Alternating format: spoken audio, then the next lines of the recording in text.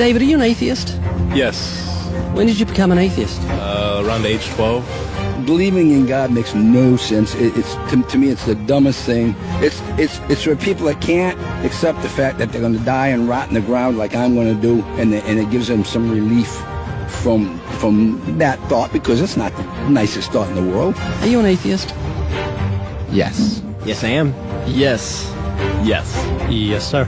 Are you an atheist? I am. Yeah, I'm an atheist. Yes, I am. Alex, do you believe in God's existence? No, I do not. How long have you been an atheist? I would say probably since I was about 15 years old. So you don't believe in the existence of God? No, not really. What happened when you were 15? I started questioning things, and I really just started to think about the logic behind everything. For the most part, we are not shown the evidence for there being a higher power. If we were, I almost guarantee that almost every atheist would immediately agree to there being a higher power. Are you atheists? Yes. Why? Well, I just haven't seen enough evidence, I suppose. I grew up in a Christian family, and just over the few years during high school and as I grew up, I just realized that there wasn't a lot of evidence to support that belief system. Are you open to evidence? I think I am open to evidence. It just would have to be extraordinarily compelling, like out of this world compelling. If you could be given evidence, reasonable evidence, would you listen to it? Yeah, I would. You're someone who has no faith or no belief in a higher power or a creator, but if you were shown evidence, you would change your mind because you're open. Absolutely. Flick through the pages of the book I just put on your lap, look at the color pictures, and I'll ask you a question.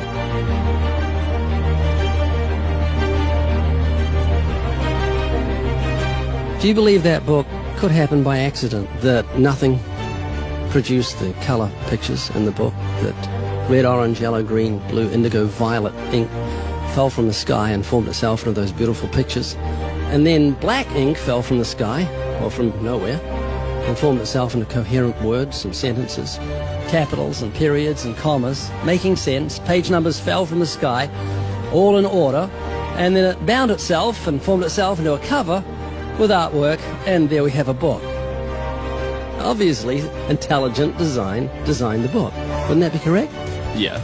Can you see where I'm going with this? Yeah. Tell me, what is DNA? What is it? Deoxyribonucleic acid. And it's what makes up our bodies and our cells and everything that makes us who we are. DNA is like our biological code, kind of like binary zeros and ones. Information about us, who we are, what makes us us, parts of us, how we look, how we're built, everything like that. Your genes instructed your cells how to make your eyes and what color your eyes should be, and your hair and your height and your personality. Scientists call it the instruction book for life. Basically. Everything that you are or ever will be made of starts as a tiny book of instructions found in each and every cell. Every time your body wants to make something, it goes back to the instruction book, looks it up, and puts it together.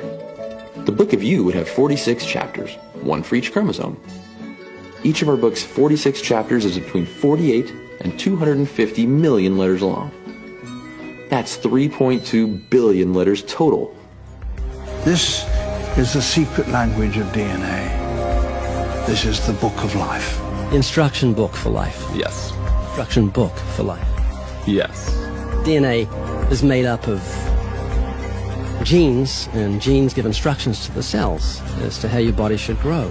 Did you know that those instructions, the instruction book of your DNA, just your DNA, was laid out end for end, would go to the sun and back a number of times? That book of instructions is so comprehensive.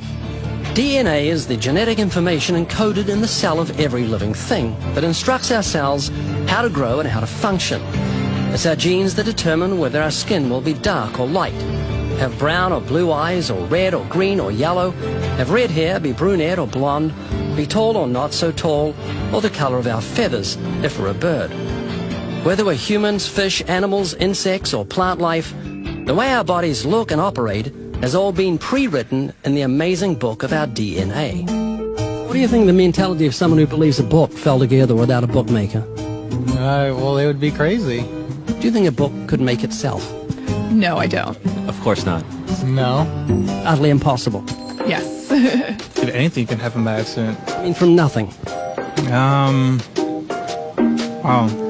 Couldn't happen, could it? I don't think so. It'd be impossible. It would be like saying an explosion caused everything that makes a 747 airplane to all just come together by accident without some intelligent thought behind it. That's a good point. Do you believe DNA happened by accident? No, I think that it developed over the course of many, many millennia of evolution and development. DNA exists in every living thing. Its origins don't matter. The fact that there is intelligent information tells us there must be an intelligent designer. Is this making you think? It is, and I do think about it from time to time. It's just, yeah, it's complicated, definitely. Well, DNA's complicated, but the point I'm trying to make is very simple. Book designer or bookmaker, DNA, intelligent designer. God. Does that make sense? Yes. You're an atheist? I am. What would you think of the mentality of someone who thought a physical book could make itself? I think they'd be silly. Of course it can't make itself. What would you think of the mentality of someone who believed the instruction book for life, DNA, made itself? I think it'd be silly as well. It would need investigation. That's atheism. Absolutely. And what would you think of the intelligence of someone who believed the instruction book for life made itself? Low intelligence level. DNA happened by accident? Probably not too smart. DNA couldn't make itself. It's impossible. Does that make sense? Yes. Is this making you think? Yes. And what would you think of the person who believed that DNA, the instruction book for life, happened by accident? Because we're not just talking about human beings, we're talking about every form of life. Fleas, cats, dogs, elephants, cows, horses, trees, plants, everything has DNA, the instruction book for life. Which makes the book in your hand just seem feeble compared to the infinite intelligence that must have put the instruction book for life together. Can you see what I'm saying? Yeah. Do you believe DNA happened by accident? I believe it could. Explain it to me, how a program could make itself out of nothing on how to make a human eye, giraffe size, elephant size, cats, dogs, puppies, flowers, birds, trees. Every living thing has DNA that's so complex, it's mind-boggling. It must have been a genius beyond any human reasoning that put it together. And to say it happened by chance is infinitely sillier than saying a physical book happened by chance. All I'm doing is reasoning with you. I'm not arguing. I don't want to win an argument. I'm just saying I want you to concede something that's absolute common sense. You're an atheist, so you believe the scientific impossibility that nothing created everything. I mean, it can't be nothing. We all have to start from some point. I wouldn't say nothing created it. There had to be something there in the beginning. You like Richard Dawkins, don't you? Well, I mean, yeah, I like him.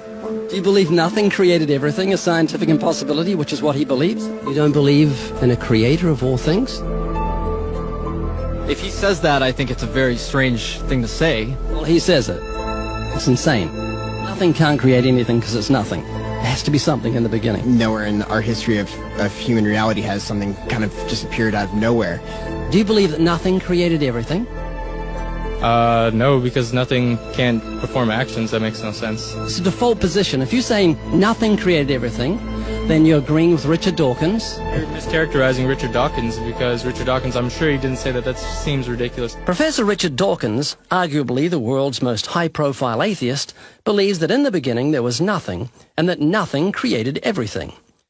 As he attempts to justify this belief, admitting that it defies common sense, the learned professor calls nothing something. Watch the reaction of his audience. Of course it's counterintuitive that you can get something from nothing. Of course common sense doesn't allow you to get something from nothing. That's why it's interesting. It's got to be interesting in order to give rise to the universe at all. Something pretty mysterious had to give rise to the origin of the universe. Which is exactly what's meant by nothing, but whatever it is, it's very, very simple. And why is that funny? Well, I think it's a bit funny to be trying to define nothing.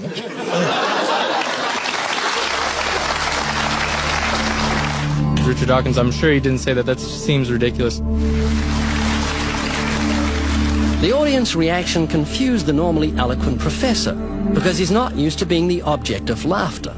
What he didn't realize was he was talking to people who were endowed by their creator with the virtue of common sense. This was just another case where the emperor has no clothes. Someone should tell this man who has deceived millions, "You're talking foolishness." Is that what you believe? I mean, it can't be nothing. We all have to start from some point. But there has to be something that created everything. You just wasn't God. Is that what you're saying? Yeah. It's just evolution, how things became from one organism into many. But that doesn't solve your dilemma of the initial cause. There has to be an initial cause. If there was a big bang in space that from there issued cats and dogs and horses and cows, the sun, the moon, the stars, the seasons, and all this marvel of creation came from a big explosion, what caused the explosion, and where do the materials come from the explosion, and why is there such incredible order from the explosion? Every explosion I've heard of creates chaos, not order. That makes sense? Oh, yeah.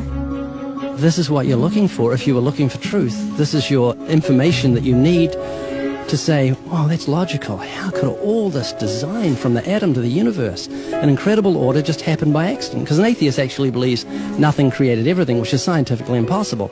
I'm trying to say, Haley, I just want you to think. You're not just a blob of nothing, but it came from an explosion that created order, which is against nature.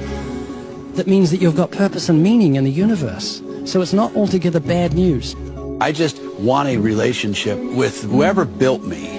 This is too much, too weird that it happened by accident. It didn't happen by accident. I don't feel that.